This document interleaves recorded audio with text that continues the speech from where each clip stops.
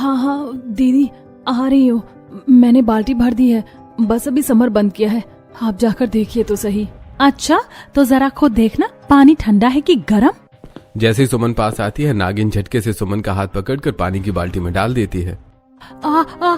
माँ जी बचाओ, मेरा हाथ जल गया, दीदी छोड़िए। आया ना मजा, मैंने पहले ही गीजर से खौलता पानी भर लिया था, अब देखो मैं क्या करती हूँ। सुमन की आवाज सुनकर पूरा परिवार कमरे में आता है। नागिन तुरंत सुमन का हाथ छोड़कर खुद जोर जोर से रोने लगती है। भैया देखो, माँ देखो, ये चुड़ैल मुझे जिंदा जलाना चाहती है, देखो कितना गर्म पानी भरा है इसने, और मेरा हाथ अंदर डाल रही थी।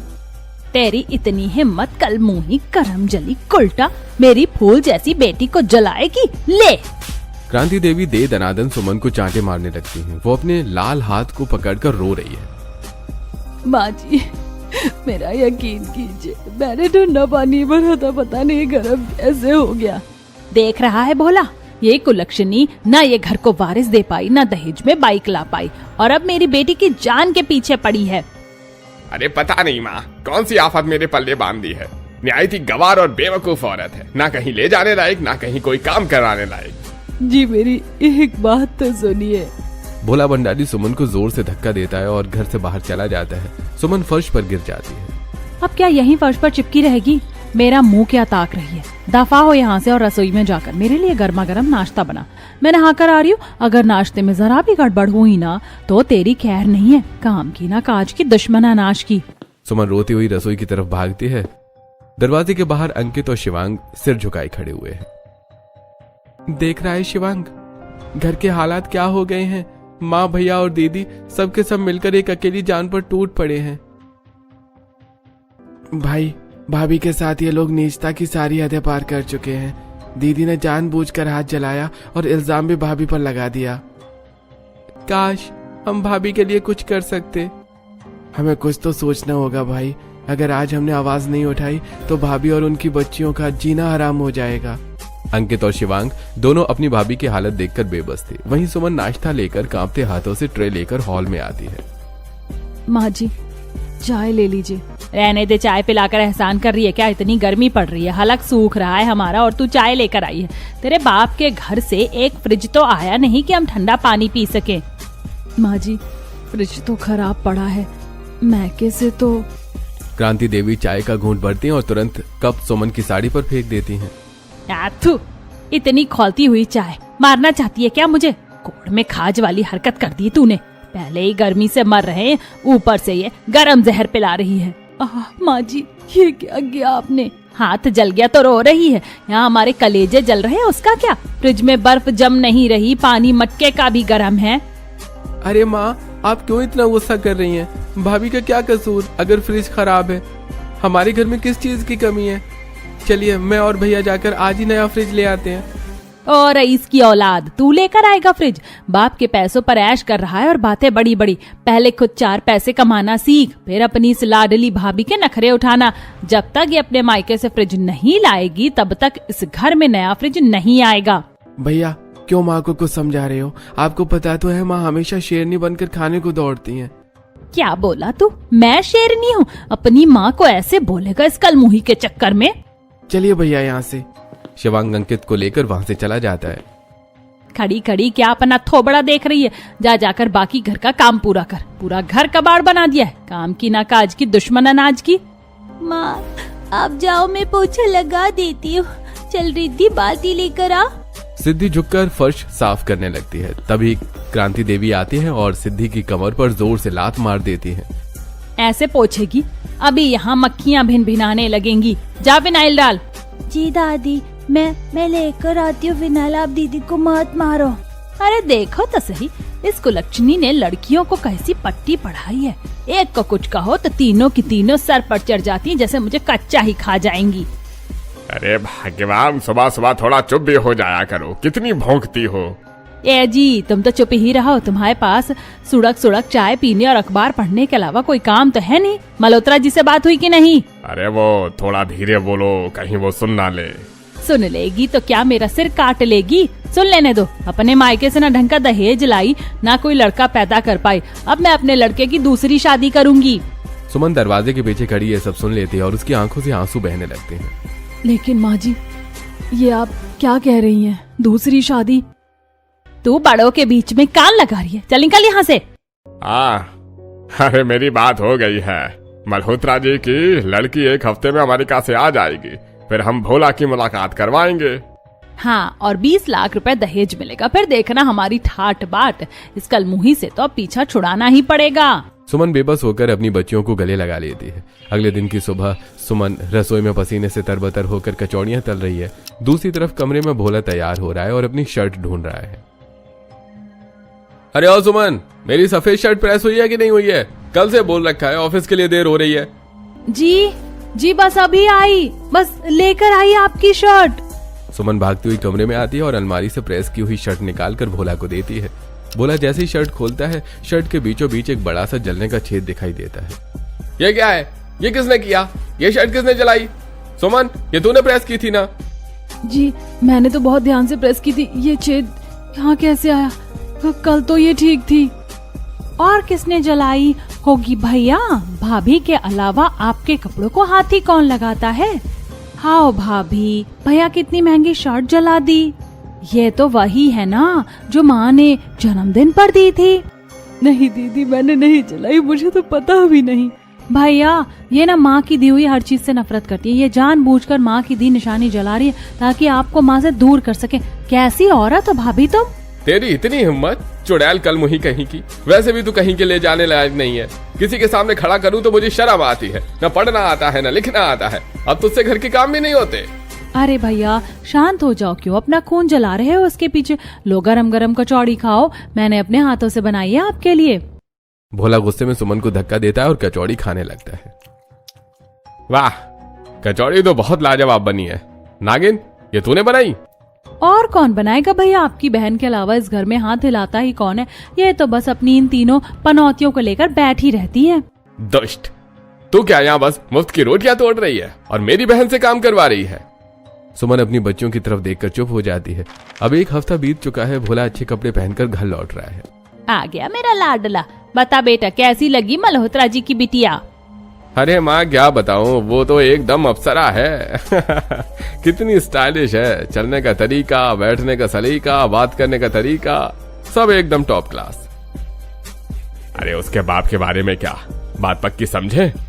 क्यों नहीं होगी? पूरे 20 लाख रुपए नकद दहेज देंगे वो। भोला बेटा, अगर तेरी उससे शादी हो गई ना तो हम लखपति बन जाएंगे। सच में माँ? 20 लाख? लेकिन माँ, इस सुमन का क्या करेंगे? इसी रास्ते से कैसे हटाएंगे? तो उसकी चिंता मत कर, मैंने सब सोच लिया है। बस 1-2 दिन रुक, उसे ऐसी लात मार कर निकालूंगी कि अपनी 3 पनौतियों के साथ दर दर की ठोकरें खाएगी। सुमन के देवर सारी बातें सुनकर एक दूसरे की तरफ देख रहे हैं। शिवांग, सुना है तूने? ये लोग भैया की दूसरी शादी के लिए भाभी को घर से निकालने की साजिश रच रहे हैं, वो भी सिर्फ 20 लाख रुपए के लिए। भाई, ये तो अनर्थ है। हमारे घर वाले कितने गिर सकते हैं, मैंने सपने में भी नहीं सोचा था। हम ये नहीं होने देंगे। हमें कुछ न कुछ करके इन सबको सबक सिखाना ही पड़ेगा। अगले दिन सुबह नागिन चुपके से रसोई में जाती है। दूध के पतीले से मोटी मलाई उतार कर मजे से खा रही है। फिर जानबूझकर थोड़ा सा दूध फर्श पर गिरा देती है और शोर मचाती है। माँ, भैया जरा देखो तो इस मलाई चोर को। क्या हुआ लाडो, क्यों गला फाड़ रही है? देखो ना माँ, तभी मैं कहूँ कि हमें चाय इतनी पतली क्यों मिलती है? भाभी सारा मलाई वाला दूध खुद पी जाती है, चोर कहीं की। नहीं माँ जी, मैंने तो मलाई छुई तक नहीं। अच्छा, तो क्या मैंने मलाई खाई? माँ देखो, चोरी और ऊपर से सीना जोरी। करमजली कल्टा कलमोही, अभी तक तो तू हमारी छाती पर मूंग दल रही थी, अब चोरी भी करेगी? क्रांति देवी फिर से एक बार सुमन को चांटा मारती है और गुस्से में बड़बड़ाती हुई रसोई से चली जाती है। वहीं दूसरी तरफ नागिन चुपके से भोला के पर्स से 100 का नोट निकालती है और सुमन को बड़ी बेटी सिद्धि के हाथ में थमा देती है। ले लाडो, ये ले पैसे, जा अपनी बहनों के साथ जाकर ढेर सारी चॉकलेट और चीज ले आ। बच्चियां खुश होकर बाहर से सामान ले आती हैं। तभी नागिन भोला को हाथ पकड़कर बाहर ले आती है। भैया देखो देखो अपनी लाडलियों को, हाथ में क्या है इनके? 100 रुपए का नोट। भाभी शर्म नहीं आती आपको? बच्चों को चोरी करना सिखा रही हो? मेरा 100 रुपए का नोट गायब है। सुमन, तेरी इतनी हिम्मत, तूने मेरे पर्स से पैसे चुराए? नहीं जी, मैंने पैसे नहीं लिए। झूठ, सफेद झूठ बोल रही है भैया। एक तो ये 3 मनहूस पैदा कर दिए, ऊपर से उन्हें घर में डकैती डालना सिखा रही है। कल मुही हमारे घर को लूट लेगी तू, तेरे हाथ काट देने चाहिए। तू कहीं जाकर मर क्यों नहीं जाती? क्रांति देवी फिर से सुमन के ऊपर थप्पड़ों की बारिश कर देती है। यार अंकित, समझ में नहीं आ रहा है, 2 दिन से माँ और दीदी के अत्याचार ज्यादा ही नहीं बढ़ गए हैं। भैया मुझे तो कुछ दाल में काला लग रहा है, ये दोनों मिलकर जरूर कुछ न कुछ बहुत बड़ा करने वाली हैं। अंकित और शिवांग दोनों को अपनी माँ और बहन पर शक होता है और अगले दिन की सुबह क्रांति देवी अचानक सोफे पर हाथ पैर पटकने लगती है। नागिन उनके पास बैठकर छाती पीट रही है। हाय राम, मैं तो मर गई रे, कोई बचाओ, मेरा जी घबरा रहा है, चक्कर आ रहे हैं। हे भगवान, मेरा ब्लड प्रेशर बढ़ गया है। हाय राम, माँ को क्या हो गया? माँ आंखें खोलो। अरे वो कल मुही खड़ी खड़ी क्या तमाशा देख रही है? जाकर फ्रिज से ठंडा पानी लेकर आ, माँ की घबराहट बढ़ रही है। जी दीदी, अभी लाती हूँ। सुमन रसोई में भागती है और फ्रिज से पानी लेकर आती है। लीजिए माँ जी, पानी पीजिए। तू मुझे मारना चाहती, इतना खौलता हुआ पानी पिलाएगी इस हालत में? तू चाहती है मेरा दम निकल जाए? चाहे यहाँ से नास पीटी, अगर आज मेरी माँ को कुछ भी हुआ ना तो तुझे कच्चा चबा जाऊंगी। अपने मायके से एक फ्रिज नहीं ला सकती तू? दीदी, मेरे माँ बाप के पास तो खाने को नहीं है, वो फ्रिज कहाँ से देंगे? इसीलिए तो हमने भैया की शादी तुझसे की थी। ना दहेज दिया ना फ्रिज, बस 3 पनौतियां लाकर खड़ी कर दी। दीदी, शादी में पापा ने 5 लाख रुपए दिए तो थे। अच्छा, अब हमें 5 लाख का उल्हाना देगी?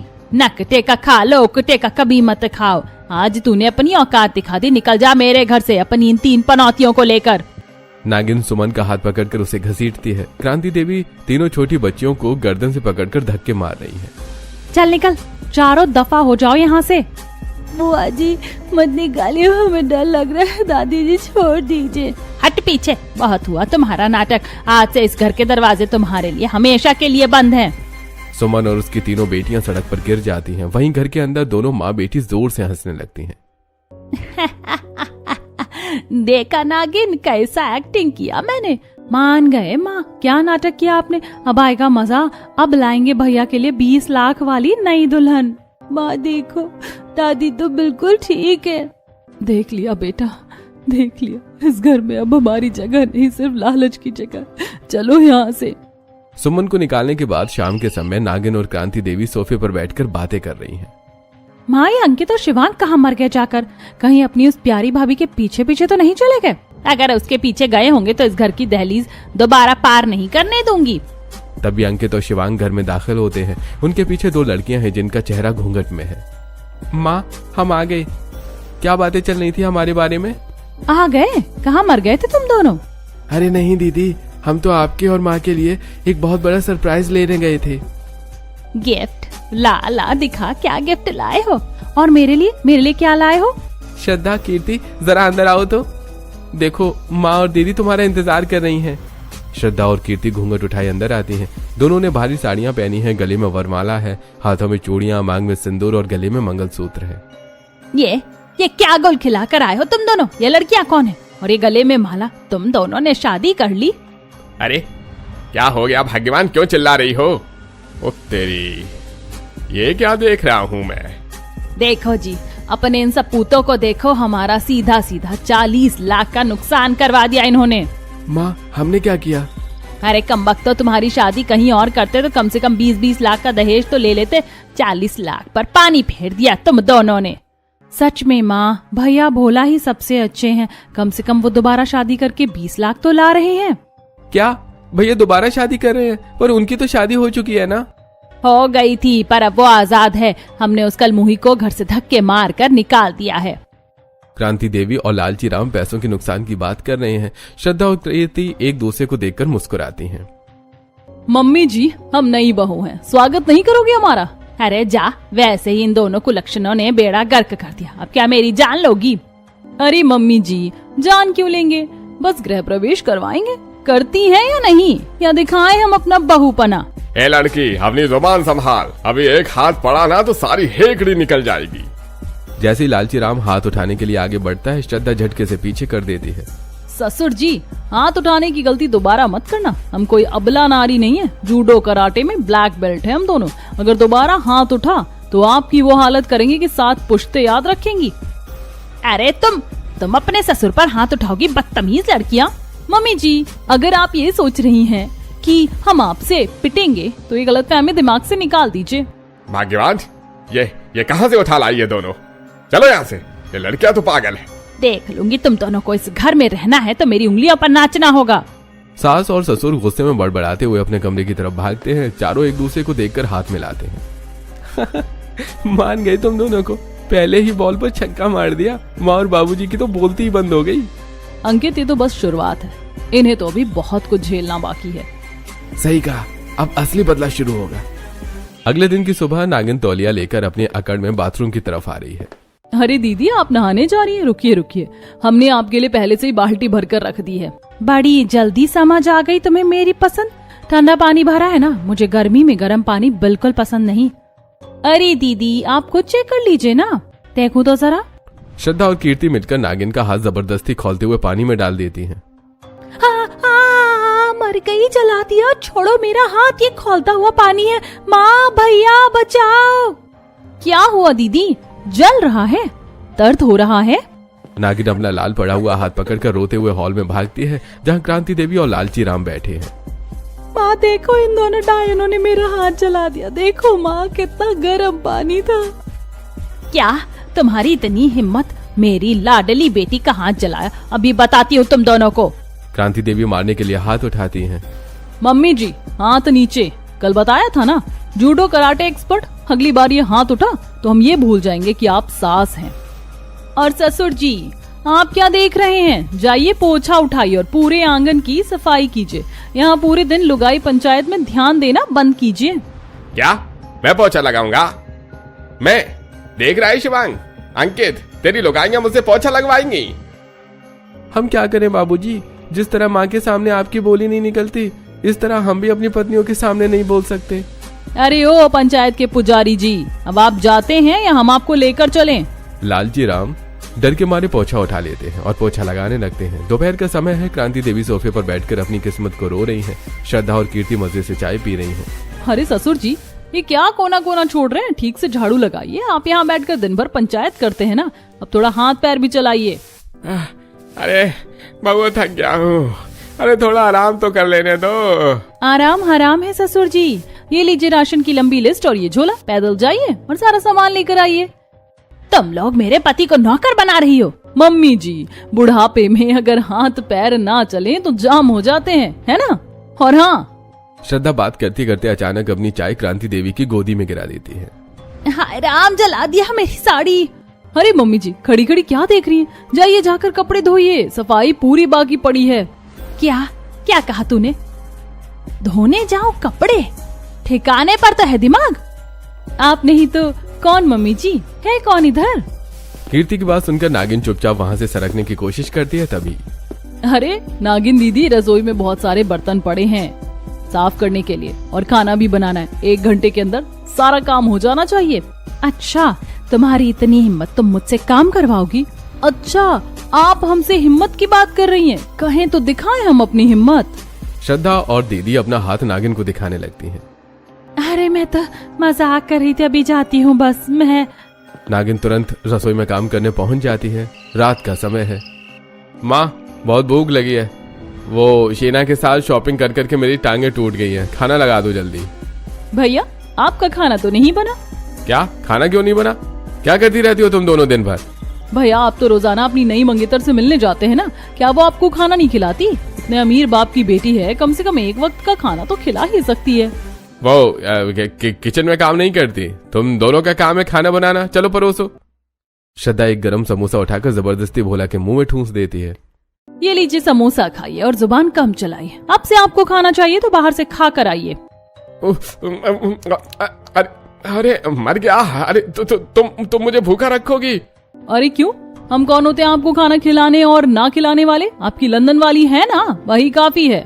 श्रद्धा और प्रीति हर रोज भोला भंडारी को खाना खाने ही नहीं देती। और 3 दिन बाद दीदी, जेठ जी तो 3 दिन से भूखे हैं।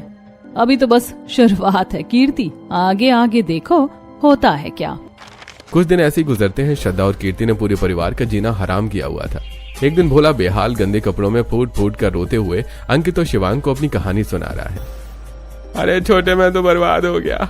जिसे मैं हीरा समझ रहा था वो तो पत्थर निकली। अरे वो मुझे अपने कुत्ते टाइसन से भी गया गुजरा समझती है। आज सुबह शीना एक हाथ में कुत्ते की चेन भोला को थमाती है और खुद अपने बॉयफ्रेंड रॉकी की कार में बैठ कर चली जाती है। भोला डार्लिंग, रॉकी को पॉटी करा देना और नहला भी देना। शीना, अरे मैं तुम्हारा मंगेतर हूँ। अरे कोई नौकर नहीं है जो तुम मेरे साथ ऐसा कर रही हो।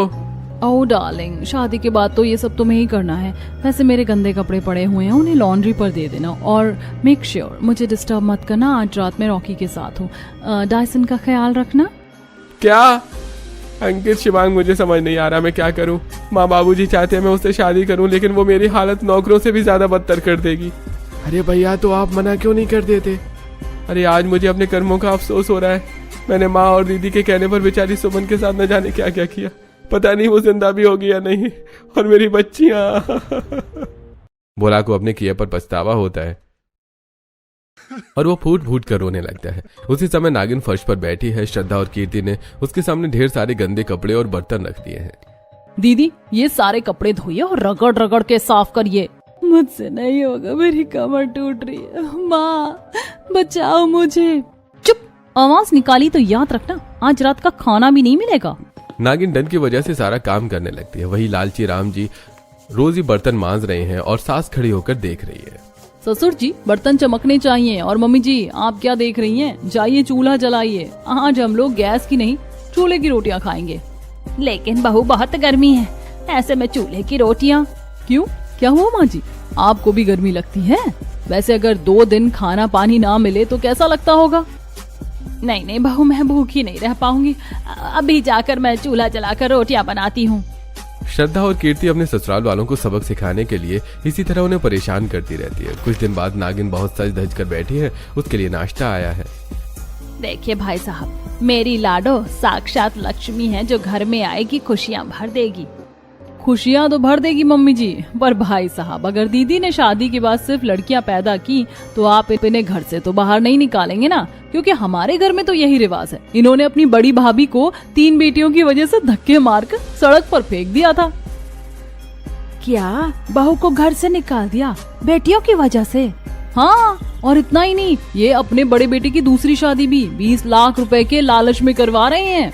अरे आप लोग अपने बेटे को 20 लाख रुपए में बेच रहे हैं और हमारे लड़के से बिना दहेज के रिश्ता जोड़ने चले थे।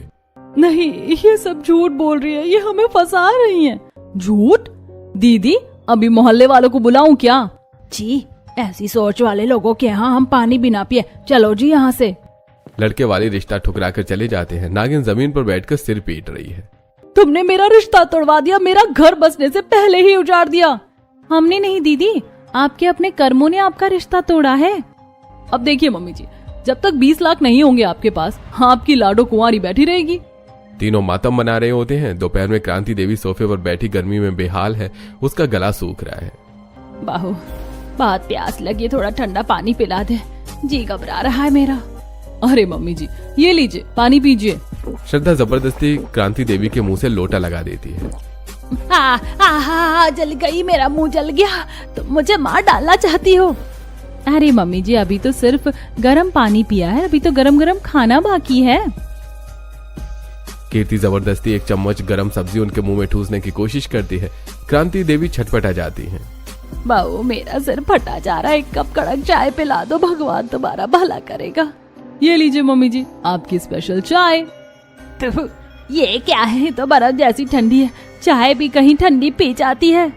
क्यों मम्मी जी, इतनी गर्मी में आपको गरम चाय कहाँ अच्छी लगती है? आप तो ठंडी चीजें पसंद करती है ना। अब चुपचाप ये ठंडी चाय पीजिए, वरना कल से ये भी नसीब नहीं होगी।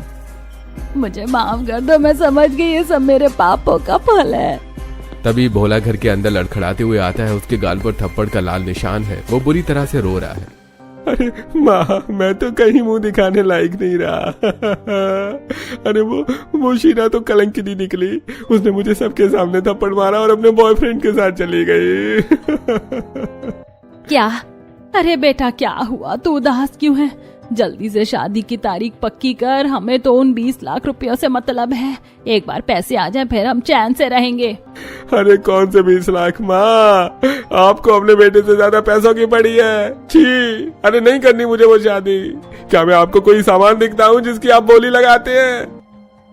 अरे पर वो तो रईस खानदान की है। अरे खाक रईस है वो। अरे वो मुझे इंसान नहीं कुत्ता समझती है, मेरे सामने ही उसके साथ गुलछर्रे उड़ाती है। भोला गुस्से में दंदनाता हुआ अपने कमरे में चला जाता है और अपना बैग पैक करने लगता है। तभी कमरे के बाहर से सास, ससुर और नंद आपस में धीरे धीरे बातें कर रहे हैं। अरे माँ, हमने बेकार में सुमन को निकाला, कम से कम वो काम तो करती थी। पता नहीं वो और उसकी 3 पनौतियां जिंदा भी होंगी या नहीं। मम्मी जी, हमने आपकी सारी सच्चाई इस फोन में रिकॉर्ड कर ली है। कैसे आपने भाभी को दहेज के लिए प्रताड़ित किया और घर से निकाला। और रिकॉर्डिंग सिर्फ हमने ही नहीं सुनी, बल्कि पुलिस भी आ रही है। तभी बाहर सायरन बजता है और 2 पुलिस वाले अंदर आते हैं। क्रांति देवी, नागिन और लालची राम कौन है? दहेज उत्पीड़न के जुर्म में आप सबको थाने चलना होगा। नहीं पुलिस नहीं, बहू हमें बचा लो, हमसे बहुत बड़ी गलती हो गई। हम सुमन को वापस ले आएंगे, बस पुलिस को वापस भेज दो। जब पुलिस क्रांति देवी को पकड़ने लाती है तो वो एकदम पागलों की तरह घर के अंदर भागती है और एक हाथ में शीशी लेकर बरामदे में खड़ी हो जाती है। बस अब बहुत हो गया, मैं जेल नहीं जाऊंगी, आज मैं अपनी जान दे दूंगी। क्रांति देवी शीशी मुंह से लगाने की कोशिश करती है। अरे साहब, ये सब इन दोनों की गलती है, मुझे तो इन्होंने ही उकसाया था, मेरा इस सबसे कोई हाथ नहीं है। मुझे भी इस घर में नहीं रहना, माँ ने मेरी बुद्धि भ्रष्ट की थी, माँ के लालच ने मुझे अंधा कर दिया, मुझे माफ कर दो। क्रांति देवी और लालची राम घुटनों के बल बैठकर नई बहुओं के पैरों में गिर जाते हैं। हमारे पैर में गिरकर क्या होगा मम्मी जी? अगर असलियत में पछतावा है तो उनके पैरों में गिरिए जिनका घर आपने उजाड़ा है। भाभी आप अंदर आ जाइए। सुमन अपनी 3 बेटियों के साथ अंदर आती है। भोला उन्हें देखते ही उनके पैरों में गिर जाता है। सुमन मुझे माफ कर दो, मैं उस 20 लाख की चकाचौंध में अंधा हो गया था। माँ, बाबूजी, आपने मुझे जिस लड़की के हाथों बेचना चाहा था वो मुझे इंसान तक नहीं समझती थी। जब से तुम गई थी मुझे एक वक्त का खाना तक नसीब नहीं हुआ। अब मैं इस घर में नहीं रहूंगा। सुमन चलो, अब हम अपना अलग घर बसाएंगे। माँ, अब बहुत देर हो चुकी है, हम दोनों भी ये घर छोड़कर जा रहे हैं। हमें ऐसी माँ के साथ नहीं रहना जिसकी वजह से हमारे घर की लक्ष्मी को दर दर की ठोकरें खानी पड़ी। बेटा रुक जाओ, मैं सुधर जाऊंगी, मैं अब कभी लालच नहीं करूंगी। और हाँ मम्मी जी, ये कोई पुलिस नहीं थी, ये सब नाटक था आपकी अकल ठिकाने लगाने के लिए। पर अब आपके बच्चे आपसे अलग रहेंगे ताकि आपको अपनी गलती का एहसास हर रोज हो। उसी समय घर के बाहर एक गाड़ी रुकती है और श्रद्धा और कीर्ति के पिता अंदर आते हैं। अब बहुत हुआ